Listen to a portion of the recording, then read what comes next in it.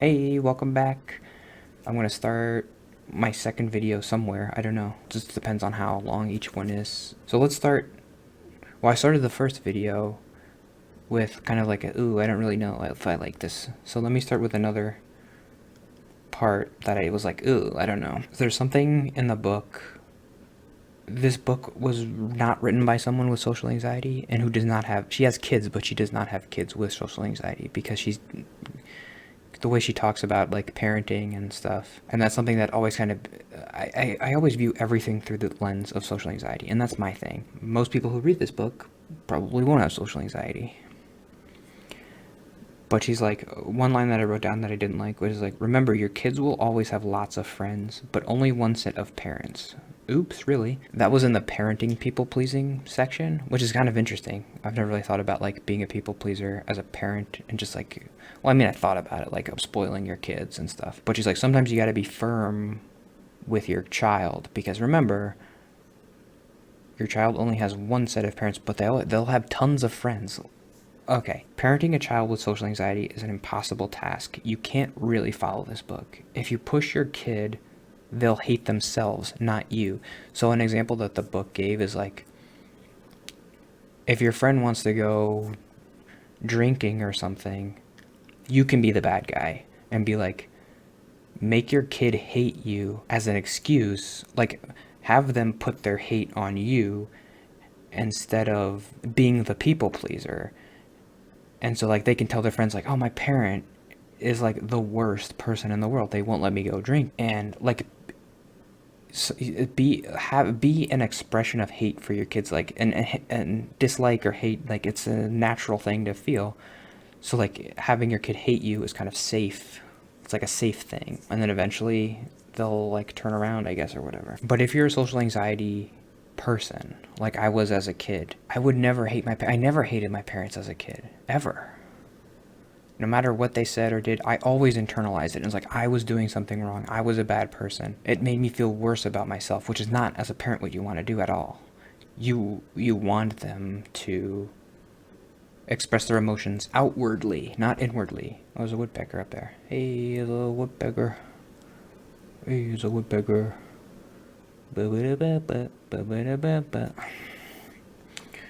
Oh, Woody Woodpecker. I never hated my parents.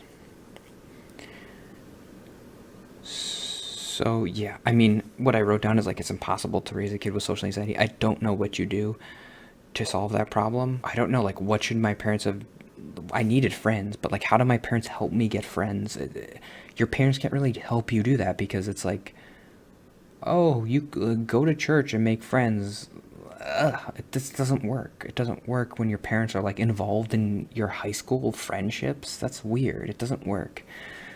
You have to do it yourself, and if you can't, then you're just screwed. I don't know what to do. I don't know how to solve that problem. I do feel like being a people pleaser right now isn't a huge deal for me because I don't have really anybody else to people please because most of the time I spend just by myself. I think when I worked at my other job, I could be a bit of a people pleaser because I was like interacting with people more. But this job, I spend so much time just by myself and listening to podcasts. Like I'm pleasing myself most of the time. And then, well, first we gotta mention the please yourself thing. And I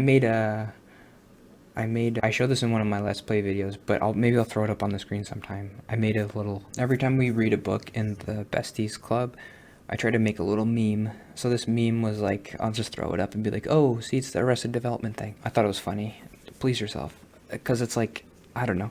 I mean, imagine reading this book like in public and it just like says please yourself. I would never read that. Like, what is that book about? I could talk about I don't know. I was thinking about jokes about it, but I'm not gonna say it. The more normal I get, the more I'll have to worry about people pleasing. But right now it's not a huge issue for me because I don't do anything.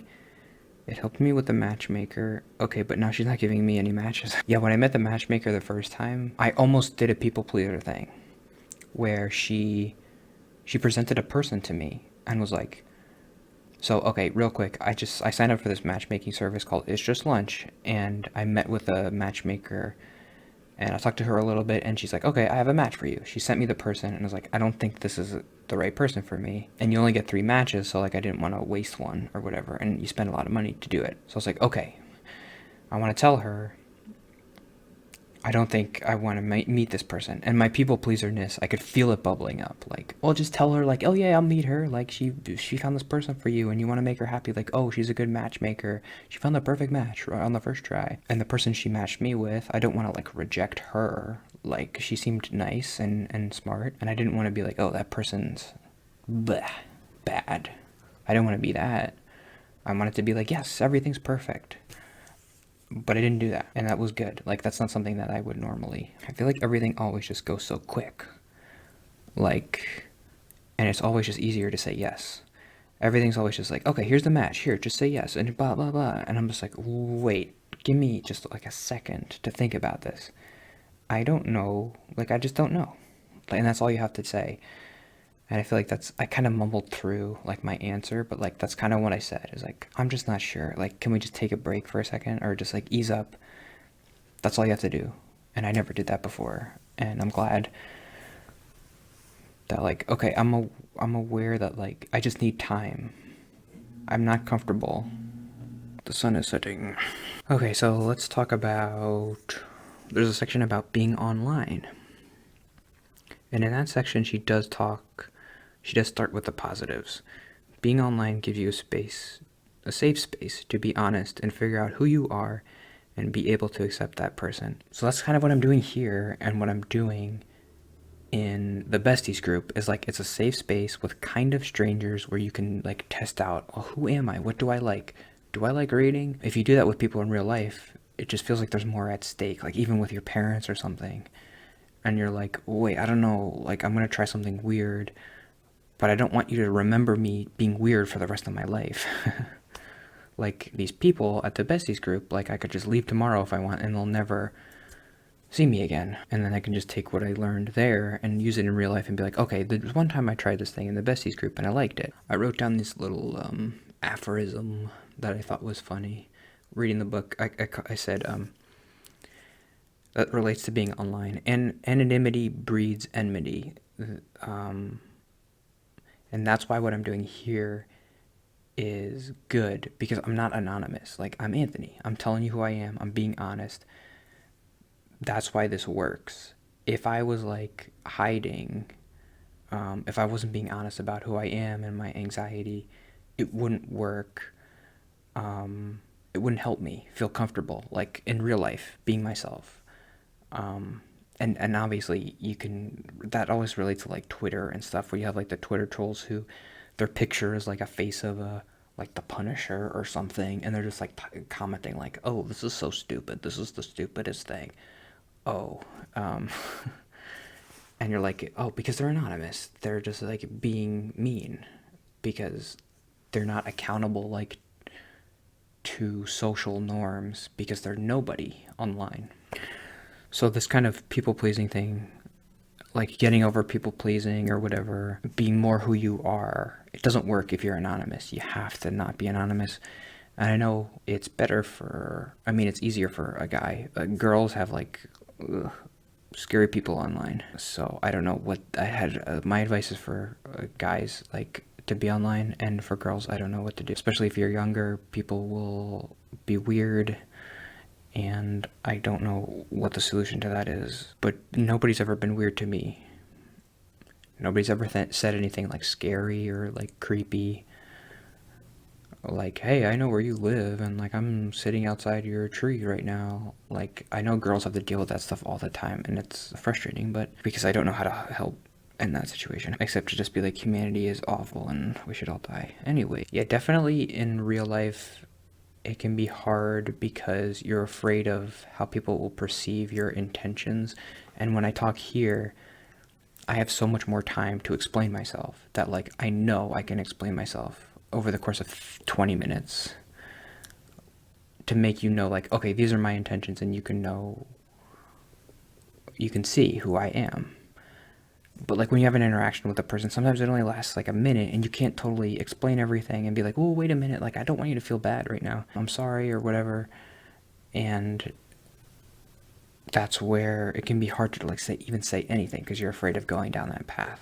Wow, a lot more notes. Let's go through these. It's definitely good for me to not be on Twitter because I was feeling like measuring my acceptance by like the amount of likes I would get. And that's like something they mentioned in the book. I don't know. She's just like, don't do that or something. And she made a really interesting point about the resistor being online. Okay, so this was the thing about being a resistor. Online, I'm a super resistor. With everything else, like I'm not that much of like a rebel, like, ooh, I don't care about you guys. But online, seeing people interact online, especially on like Twitter, I think like everybody online on Twitter is an idiot. But we hate in other people what we hate in ourselves. And I hate in myself like my vanity and my narcissism that you don't see that. Unless you're like, well, he made 1,500 videos, he's a narcissist.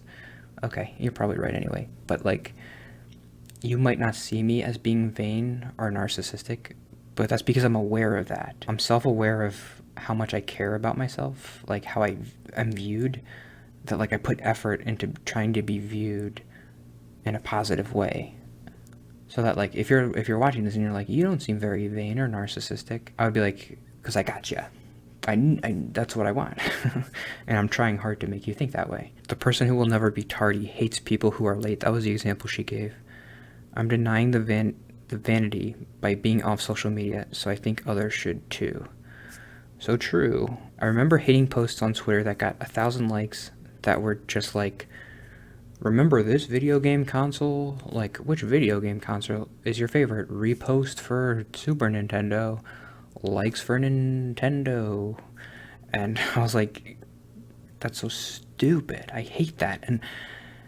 And the book was like, made me kind of think about like, well, why did you actively hate it? Why did you not just scroll past it if you didn't like it? Like, if I really just didn't like it, I would scroll past. But I hated it because I hated something about myself that I saw in those posts. Those people are looking for acceptance too, but they're getting it on sale while I have to pay full price.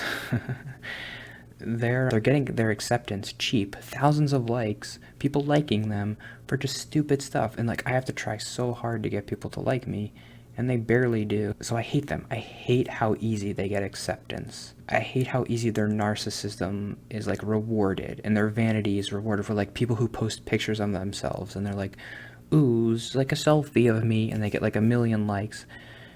And I'm like, I guess I do want that. I want that acceptance. But I know if I did it, it would feel hollow. So, like, I hate that they're doing it that way. That end part, I kind of trailed into a different area. It's the acceptance. It's the love and the connection. Like, I feel like those people who get millions of likes, they're connecting with these people so easily. And it's so hard for me. And it's like, well, why don't you just make a post like that?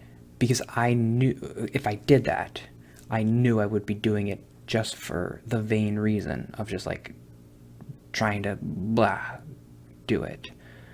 And I wouldn't be doing it because it's honestly what I want to do. So I hate them because I think that they're doing that for my reasons, when maybe they're just like, hey, I want to know what your favorite console is.